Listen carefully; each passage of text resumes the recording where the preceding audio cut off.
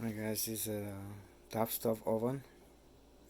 I have two heat power stove fan and I put them on a tray, as you can see.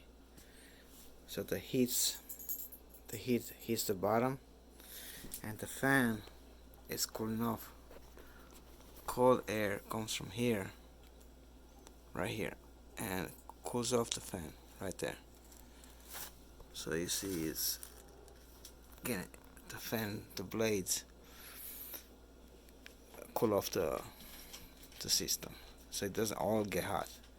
So hot here, cold over here, thermoplate here. Alright, almost perfect setup. And it draws out 1303 watts.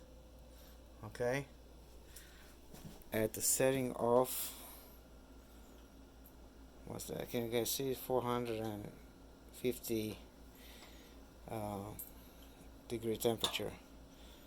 If I go to 200, the heating elements should cool off,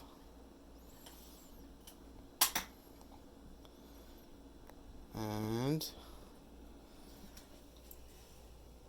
it draws out about 1300 watts. So not much difference.